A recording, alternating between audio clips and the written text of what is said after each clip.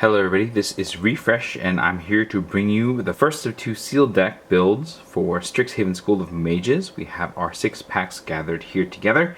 We'll open them, look at the contents, build the best sealed deck that we can, and then do it again with another set of packs, and then finally pit these two decks against each other and some challenge decks to see how they play. So let's go ahead and get started by opening some packs.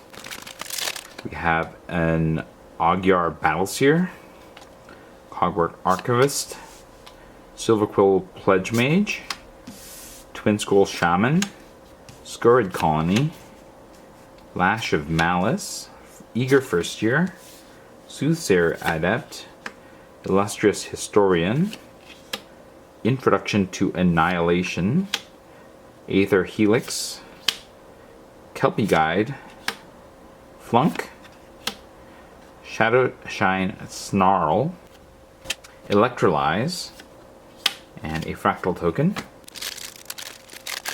Now we have a Silverquill Campus, a Rise of Extus, a Spiteful Squad, Study Break, Curate, Dragon's Approach, Mage Duel, Essence Infusion, Expanded Anatomy, Mage Hunter, Rip Apart, Devouring Tendrils, Selfless Glyph Weaver, which on the back is Deadly Vanity, Cultivate, Crushing Disappointment, and a helper card. And we have another Silverquill Pledge Mage, a Needlethorn Drake, Archway Commons, Teach by Example, Novice Dissector, Pilgrim of Ages, Pop Quiz, Twin Scroll Shaman, Spy into Karok, Fractal Summoning, Zephyr Boots, Lorehold Apprentice, Team Pennant, Cody Vociferous Codex, Sign in Blood, and an Elemental token. And we have a Campus Guide, Eureka Moment, Biomathematician, Reject, Twin Scroll Shaman, Scurrid Colony, Lash of Malice, Eager First Year, Soothsayer Adept, Spirit Summoning, Aether Helix, Kelpie Guide, Flunk, Daemogoth Titan, Eliminate, and a tip card. Now we have a Thrilling Discovery, Spectacle Mage, Cogwork Archivist, Illustrious Historian, Field Trip, Hunt for Specimens, Star Pupil, Serpentine Curve, Elemental Summoning, Emergent Sequence, Creative Outburst, Snow Day, Professor Onyx, Claim the Firstborn, Draconic Intervention, and a Spirit token. We have Witherbloom Campus, Witherbloom Pledge Mage, Cram Session, Pillar Drop Rescuer, Varian Books, Blood Age General, Leyline Invocation, Crushing Disappointment, Beaming Defiance, Introduction to Prophecy, Humiliate, Grinning Ignis, Access Tunnel, Valentine Dean of the Vein, and Lizette Dean of the Root, Whirlwind Denial, and a Fractal token. Alright, well, this is some interesting things just looking at this. We have a lot of black cards and very few white cards, and there's also a lot of Silverquill cards here. So is there a possible like black heavy Silverquill deck? Possibly. We also have a decent number of blue and green cards with the Quandrix showing up here, as well as Prismari and Witherbloom all kind of being in place. I think Lorehold might be the weakest because of the low amount of red and white that we have. So I don't know that there's anything here that's really calling me to play Lorehold, except maybe the Rip Apart. And I don't think that's quite enough. So let's go ahead and look at what looks the strongest off the top of my head, which I think is Silverquill by just pure numbers, and then we'll see where we can go from there. There's a really good amount of removal here, so it definitely makes me interested in this. You could also splash in Valentin, Cram Session, Witherboom Pledge Mage, the Capus, probably not the Titan. And then if we have enough Learn, we have a number of other cards that we could theoretically play here. It doesn't look terrible. Not amazing, but not terrible. Let's see what we have in the other colors. Nothing too powerful in blue. Yeah, it's not really drawing me into Quandrix here. This is pretty good. This is pretty good. Not really feeling the Dragon Approach. Yeah, my red doesn't seem that strong either. Creative Outburst is fun.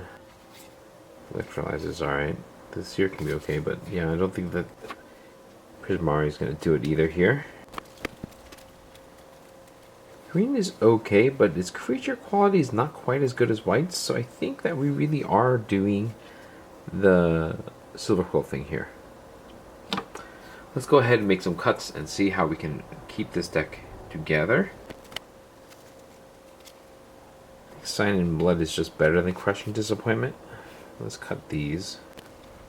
All of our lessons appear to be these three. I don't know that these are amazing lessons as far as lessons go. So we'll see if we really want a Cram Session at all. I don't think that's a good enough card to take. Study Break might be.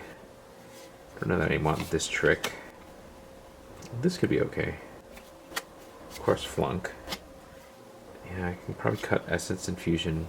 Maybe Study Break, because I don't think that these are the best of these lessons, even though it is kind of a 2-for-1. Rise of Exodus also learns, so maybe this is a way to get some additional value here. So Study Break could possibly see more play as a learn card.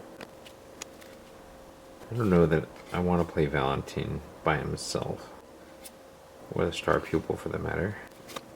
I can see your first years are fine as fodder. It's not terrible for getting a land. Pledge Mage can get some damage in as long as I have spells. Glyph Weaver and having Deadly Vanity on the other side is pretty good. Most of the time I'm just playing for this side, but occasionally if this comes a late game, this can be a big turn. So I do want to play all of these. Okay, I don't love Mage Hunter. I don't love a Spiteful Squad either, so this is kind of on the weaker side of 4-drops here. Pill Drop Rescuer gets something back, that's not bad. Witherboom Pledge Mage. How many spells do I have to cast? 1, 2, 3, 4, 5, 6, 7, 8. Potentially 9, 10, 11, 12. If I learn enough. I don't think the Pledge Mage is good enough to play either. But we'll have to make some cuts to make this work anyways. So this is... Actually, this is a deck right here. So really, I have to decide if I want to bring in any of these other cards. And if that would be worth putting in anything else. I don't think so. I think that these are fine. I don't love Rise of Exodus as far as cards go, but it does draw another card, which can get me another removal if I need it. And it gives me one of these other 2 cards, which is not terrible. And I'm not playing anything else here, right? I don't think anything else in green is worth splashing for. So I'm splashing the Witherbloom Pledge Mage just to get the body count up, because I don't think these other spells are really worth it in comparison. Maybe I'll throw in one more Forest to help the Pledge Mage and Valentin's other side be a little better, and then this is the deck. So I need 14 more lands, one of which is going to be a forest, which means I have 13 more lands that I need. I need to have a lot of black and then a decent amount of white, because a lot of my lower curve is white. And so this is 3 black and 2 white. I think if I put in 7 swamps and 6 plains, that should get me where I need to go. So here's 6 plains, 7 swamps, and 1 forest, and this makes the deck. Let me know what you thought about the deck build in the comments below. If you had alternative ideas for the way that it should have went, please share them so that I can learn from your wisdom. If you enjoyed this video, hit the like button. If you'd like to see more of my videos, hit subscribe. This is Refresh. Thanks for watching, and I will see you next time.